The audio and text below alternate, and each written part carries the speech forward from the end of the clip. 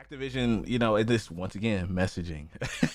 I know why. I know why they made this announcement. This is typical for studios or companies to do this. So Activision announced they're forming a new Polish studio, Elsewhere Entertainment, which is supposed to be a AAA genre-defining, narrative-based studio. These are their words, not mine.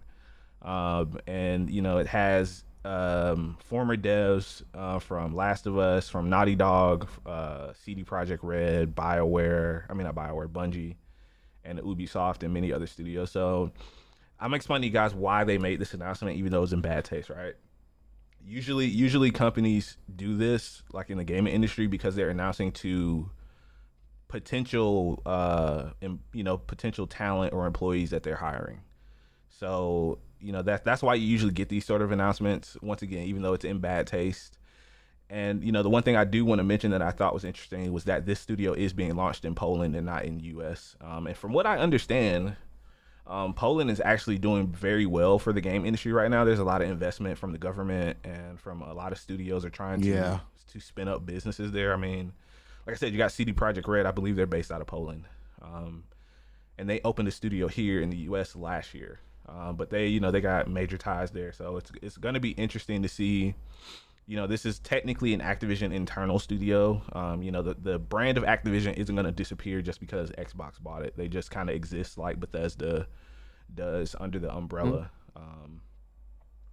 So what do you think they're cooking up over there?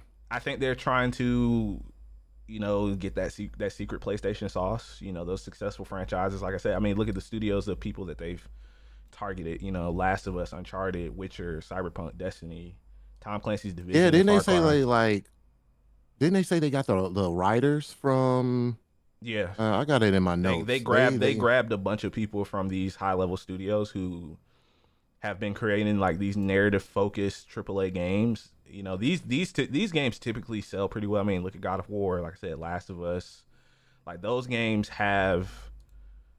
I think this is like unfortunate, but I really feel like AAA gaming has just become. I don't want to say boring or stale, but it's such a boring, less risk are being taken in the space of AAA. They go for the sure thing. That's what AAA usually is, very unimaginative, and they go for the sure shot for sure. They put out what they think is going to make them money. They don't really necessarily try to do anything new or innovating, and that comes with the dev publisher argument once again. Right. Like, hey, we need to meet these specific numbers and stuff.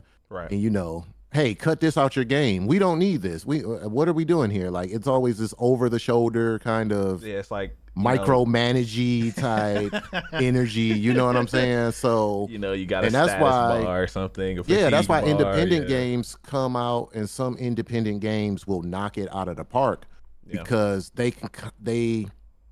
it's a passion. They kind of just, this is what we want to make.